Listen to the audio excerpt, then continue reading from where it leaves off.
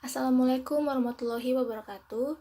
Perkenalkan, saya Lovita dengan NPM 2021 1450559 dan teman saya Holifah Dwi Nurani dengan NPM 2021 1450616. Kami dari kelompok I bab 11 akan menjelaskan tentang makhluk hidup dan ekosistem dari mata kuliah Ilmu Kealaman Dasar. Populasi dan komunitas makhluk hidup. Yang pertama, individu. Individu adalah satuan makhluk hidup yang merupakan struktur terkecil dari tingkatan ekosistem tertentu. Individu juga dapat disebut dengan spesies makhluk hidup tunggal. Contohnya, seorang manusia, seekor ikan, sebuah pohon mangga, sebatang pohon gaharu, sebatang pohon jati, sebatang pohon meranti, sebatang pohon ulin, dan seekor semut. Populasi dan komunitas makhluk hidup yang kedua adalah populasi. Populasi adalah kelompok kolektif organisme-organisme dari jenis yang sama yang menduduki ruang atau tempat yang terbuka dan memiliki berbagai ciri atau sifat yang merupakan milik yang unik dari kelompok dan tidak merupakan milik individu di dalam kelompok itu. Dinamika populasi. Dinamika populasi adalah naik dan turunnya jumlah spesies yang terjadi pada suatu habitat yang disebabkan oleh berbagai macam hal. Penambahan populasi disebabkan oleh yang pertama, imigrasi dan juga natalitas. Sedangkan pengurangan populasi disebabkan oleh mortalitas dan juga emigrasi. Populasi dan komunitas makhluk hidup yang ketiga adalah komunitas. Komunitas adalah sebuah kelompok sosial dari beberapa organisme yang berbagi lingkungan, umumnya memiliki ketertarikan dan habitat yang sama. Dalam komunitas manusia, individu-individu di dalamnya dapat memiliki maksud, kepercayaan, sumber daya, preferensi, kebutuhan, resiko, kegemaran, dan sejumlah kondisi lain yang serupa. Komunitas ini terbagi menjadi 3 komponen. Yang pertama, komponen wilayah atau tempat. Sebuah komunitas dapat dilihat sebagai tempat di mana sekumpulan orang mempunyai sesuatu yang sama secara geografis. Komponen kedua adalah minat. Sekelompok orang yang mendirikan suatu komunitas karena mempunyai ketertarikan dan minat yang sama, misalnya agama, pekerjaan, suku, ras, hobi, maupun berdasarkan kelainan seksual. Komponen yang ketiga adalah komuni. Suatu komunitas terdiri dari banyak jenis dengan berbagai macam fluktuasi, populasi, dan interaksi satu dengan yang lainnya. Komunitas terdiri dari berbagai organisme dan saling berhubungan pada suatu lingkungan tertentu. Populasi dan komunitas makhluk hidup yang keempat adalah ekosistem. Pada suatu lingkungan terdapat beberapa komunitas. Semua kelompok makhluk hidup tidak terpisahkan dari peran unsur-unsur yang ada di lingkungan tersebut. Kelompok-kelompok tersebut mempunyai hubungan yang saling terkait satu sama lain. Hubungan yang saling terkait satu sama lain tersebut disebut dengan ekosistem. Menurut proses terbentuknya ekosistem dapat dibagi menjadi 2, yaitu ekosistem alami adalah yang terbentuk secara alami, komponen-komponennya lebih lengkap, tidak memerlukan pemeliharaan atau subsidi energi, karena dapat memelihara, memenuhi sendiri, dan selalu dalam keseimbangan. Contoh ekosistem alami yang pertama adalah ekosistem darat. Ekosistem darat itu adalah ekosistem yang lingkungan fisiknya berupa daratan yang cukup luas. Ekosistem darat dibedakan menjadi beberapa bioma, yaitu yang pertama, bioma gurun. Beberapa bioma gurun terdapat di daerah tropika atau sepanjang garis balik yang berbatasan dengan padang rumput. Ciri-ciri bioma gurun yang pertama, gersang. Yang kedua, curah hujan rendah atau 25 cm per tahun. Ketiga, suhu siang hari bisa mencapai 45 derajat Celcius dan malam hari bisa mencapai 0 derajat Celcius. Yang kedua, bioma padang gurun. Bioma ini terdapat di daerah yang terbentang dari daerah tropik ke subtropik. Ciri-ciri bioma padang gurun yang pertama, curah hujan kurang lebih 25-30 cm per tahun dan hujan turun tidak teratur. Yang kedua, porositas tinggi dan drainase cepat. Ketiga, terdapat tumbuhan ternak dan rumput yang keduanya tergantung pada kelembapan. Yang keempat, terdapat hewan bison, singa, zebra, anjing liar, dan sebagainya. Ekosistem alami darat yang ketiga adalah bioma hutan hujan tropis. Bioma hutan hujan tropis adalah ekosistem besar yang paling beragam dan paling tua di bumi. Bioma ini hanya terdiri dari 6% permukaan bumi, namun menjadi tempat bagi lebih dari setengah spesies hewan dan tumbuhan yang ada di muka bumi. Ciri-cirinya yaitu curah hujan tinggi, kelembapan udara tinggi, tanah yang miskin nutrisi, dan sinar matahari sulit mencapai lantai hutan. Ekosistem alami yang kedua adalah laut.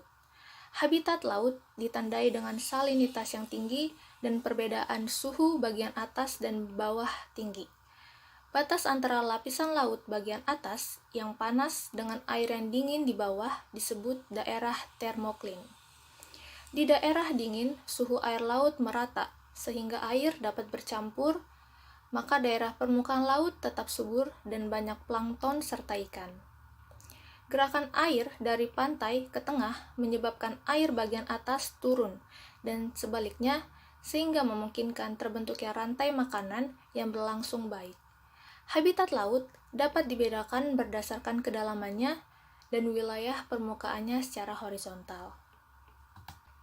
Ekosistem yang kedua adalah ekosistem buatan. Ekosistem buatan adalah ekosistem yang diciptakan manusia untuk memenuhi kebutuhannya. Ekosistem buatan mendapatkan subsidi energi dari luar. Tanaman atau hewan peliharaan didominasi pengaruh manusia dan memiliki keanekaragaman rendah.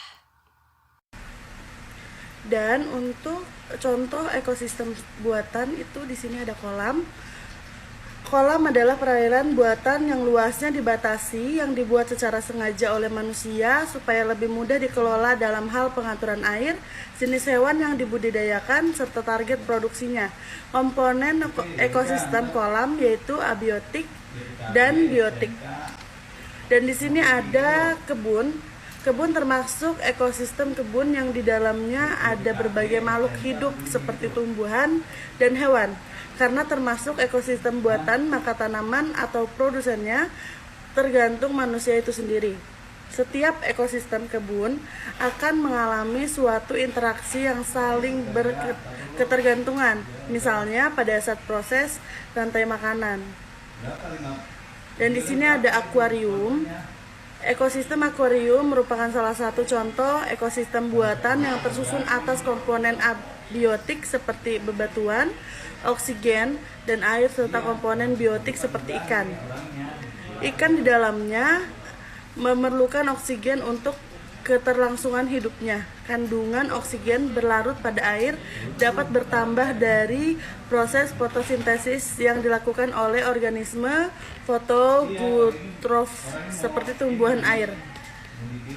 Proses fotosintesis merupakan air dan karbon dioksida serta menghasilkan glukosa dan oksigen. Di sini ada unsur-unsur ekosistem. Ada dua, yaitu biotik dan abiotik. Dari biotik merupakan suatu istilah yang digunakan untuk menyebut sesuatu yang hidup atau organisme. Komponen biotik terbagi menjadi dua. Yang pertama, heterotrof seperti manusia, hewan, mirkoba, dan jamur. Dan yang kedua ada autrof seperti tumbuhan hijau. Dan selain biotik di sini ada abiotik. Komponen abiotik adalah komponen fisik dan kimia yang merupakan pusat tempat berlangsungnya kehidupan. Komponen abiotik terdiri dari suhu, air, udara, sinar matahari, tanah, dan iklim.